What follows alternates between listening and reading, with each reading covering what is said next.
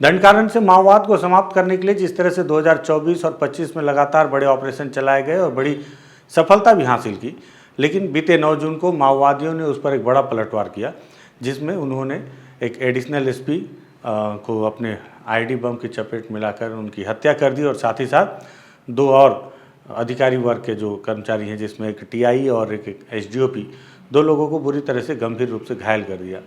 जब इस तरह की घटना हुई तो जवानों के अंदर एक अलग सा गुस्सा देखने को मिला और कई जवान तो हम तस्वीरों में देख रहे थे अलग अलग कि वो फूट फूट कर रो रहे थे एडिशनल एसपी आकाश राव के पार्थिव शरीर से लिपट कर।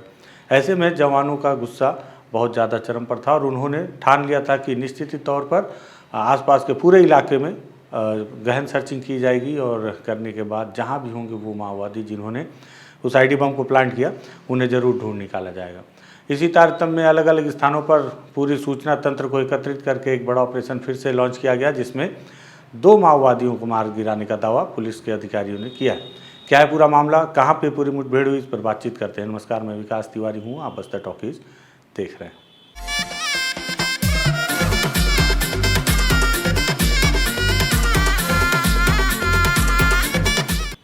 दरअसल हुआ ये कि आपको याद ही हो 9 जून को जिस तरह से एक बड़ी घटना हुई और कोंटा इलाके में एक पोकलेन को सबसे पहले माओवादियों ने आके हवाले किया और जिस तरह से एडिशनल एसपी आकाश राव और उनके अन्य सहयोगी जो अधिकारी थे वो वहाँ पर घटनास्थल पर पहुँचे और मौके का मुआयना करते वक्त पोकलेन के आसपास माओवादियों ने बहुत ही टारगेट करते हुए वहाँ 2 आईडी बम प्लांट किया था, जिसमें से एक के प्रेशर बम के चपेट में आकर आकाश राव की मौत हो गई।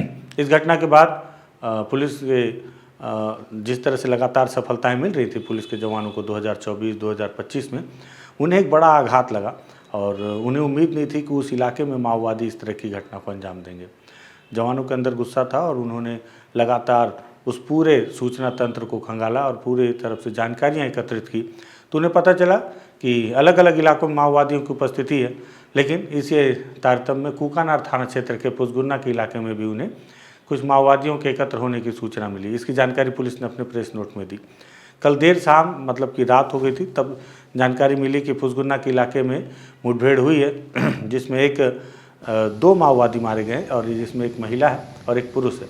मारे गए माओवादियों के शव को देर रात सुकमा लाया गया और आज सुबह जब उनकी शिनाख्ती की गई तो शिनाख्ती में पता चला कि उसमें एक एलओएस कमांडर है जिस पर 5 लाख रुपए का इनाम घोषित था और दूसरा अनीता असलम, जो एलओएस कमांडर है उसका नाम मुचाकी बामन और कूटा है। ये पेदारा से एलओएस का कमांडर रहा है जिस पर 5 लाख का इनाम बताया जा रहा है। दूसरी अनीता ओलम है, इस पर कितना इनाम है ये तो पुलिस ने अपने प्रेस नोट में नहीं लिखा, लेकिन उसके पद पर सीनियर पार्टी मेंबर कटे कल्याण एरिया कमेटी होने का दावा किया है। घटनास्थल से एक इंसास जो ऑटोमेटिक वेपन वो और एक 12 बोर बंदूक और साथ ही साथ अन्य दैनिक उपयोगी सामान और कुछ पिट्ठू और छोटे मोटे सामान भी पुलिस ने अपने इस प्रेस नोट के साथ में शो किए हैं। साथ ही साथ इसमें सुकमा एसपी किरण चौहान ने एक बयान भी दिया है। क्या दिया बयान, सुनिए आप भी। जिला सुकमा में नक्सलियों के साथ लगातार मुठभेड़ जारी है। इसी अंतर्गत थाना कुकाना क्षेत्र अंतर्गत कुसमुंडा जंगल क्षेत्र में नक्सलियों के साथ आज जिला पुलिस बल और डीआरजी की मुठभेड़ हुई। इसमें 2 माओवादियों के शव बरामद हुए, एक पुरुष माओवादी और एक महिला नक्सली की शव बरामद किए। जो पुरुष नक्सली मारा गया है उसका शिनाख्ती बामन पेदारा से कमांडर के रूप में हुई है। महिला नक्सली की शव की शिनाख्ती की जा रही है। एक इंसास ऑटोमेटिक हथियार और एक 12 बोल राइफल भी और अन्य नक्सली सामग्री इसमें बरामद हुई है और इलाके में सघन सर्चिंग जारी है।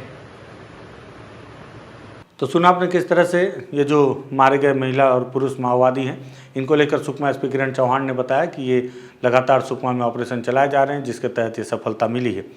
बहुत सारे लोग अलग अलग तरीके से सोशल मीडिया में या अलग अलग तरीके से लिख रहे हैं कि ये बदला लिया गया है एडिशनल एसपी आकाश राव की हत्या का माओवादियों से, लेकिन मुझे लगता है कि बदला नहीं, ये जो नुकसान हुआ है उसकी पूर्ति तो कभी नहीं की जा सकती। हाँ, ये ऑपरेशन ज़रूर चल रहे हैं अलग अलग और ऑपरेशन में लगातार माओवादी मारे जा रहे हैं, लेकिन अगर अब कितनी बड़ी भी सफलता आप हासिल कर लें, आकाश राव जो कि एडिशनल एसपी थे उनके नुकसान की भरपाई आप कभी नहीं कर सकते, क्योंकि आपने एक अधिकारी को खो दिया अपने बीच में। उसके पीछे की क्या जांच रिपोर्ट होगी, क्या कुछ कार्रवाइयाँ होंगी, वो आने वाला वक्त बताएगा। माओवादियों को 2 माओवादियों को मारा गया है। इन पर एक पर 5 लाख का इनाम और एक पर कोई इनाम जानकारी पुलिस ने नहीं दी है। कुकानार थाना क्षेत्र के ये पुसगुन्ना इलाके का पूरा मामला है। और इसके साथ ही साथ बीते दिनों जो माओवादियों के इंद्रावती टाइगर रिजर्व के इलाके में एक सेंट्रल कमेटी के और साथ ही साथ एक DKZC भास्कर, इनको भी मुठभेड़ में मारा गया। उनके साथ ही साथ 7 अन्य माओवादी मारे गए। कुल मिलाकर 7 माओवादी मारे गए थे। उनकी शिनाख्ती भी पुलिस ने जारी की है, जिसको लेकर उन्होंने एक प्रेस नोट जारी किया है। मुझे लगा ये भी आपको बताता चलूँ। सबसे पहले जो सेंट्रल कमेटी के सदस्य हैं, जिनका नाम नरसिम्हा चालम उर्फ गौतम उर्फ सुधाकर उर्फ आनंद उर्फ चंटी बालकृष्ण उर्फ रामाराजू उर्फ अरविंद उर्फ सुमन्ना, आयु 67 वर्ष, 2025 के अनुसार। इनके पिता का नाम रामकृष्ण नायडू, निवासी प्रगदावरम, मंडल चिंतलपुड़ी, जिला पश्चिम गोदावरी, आंध्र प्रदेश के रहने वाले थे।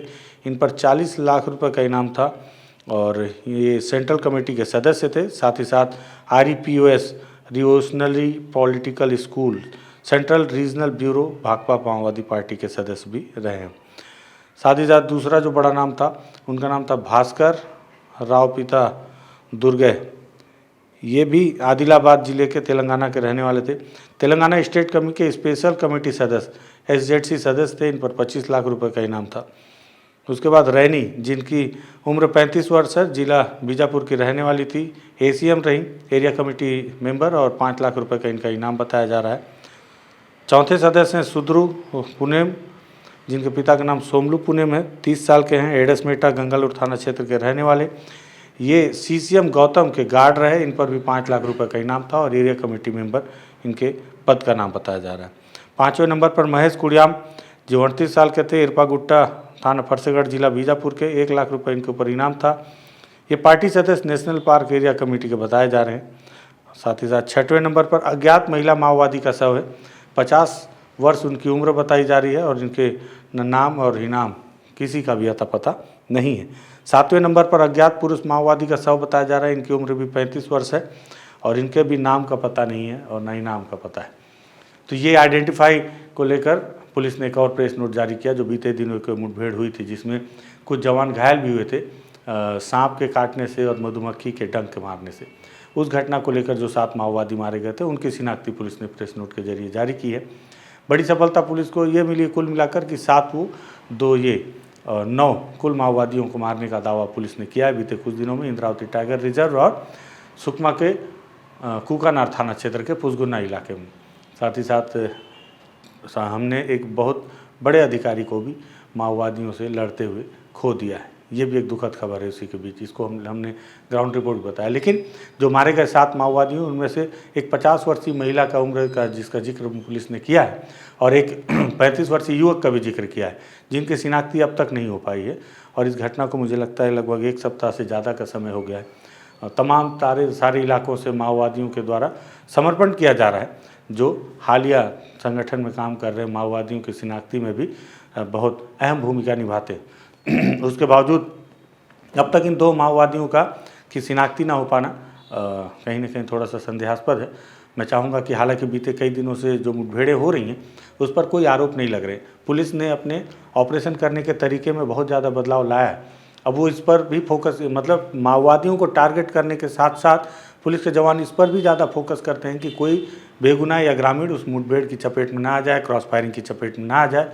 और यही वजह है कि मुठभेड़ के दौरान आसपास के इलाकों के किसी भी जो भी गांव होते हैं, उसे भी वो पूरी तरह से घेर कर रखते हैं। ऐसे में अगर ये 2 जो कथित माओवादी हैं, जिनकी शिनाख्ती नहीं हो पा रही है, मैं प्रार्थना करूँगा कि ये कोई बेगुनाह ना हो, क्योंकि इसके पहले ऐसी कई घटनाएँ हो चुकी हैं जिसमें माओवादियों को मारने का दावा किया जाता है और अंत में उनकी शिनाख्ती नहीं हो पाती और कई दफ़े फिर आरोप लगते हैं कि वो ग्रामीण था जो मारा गया।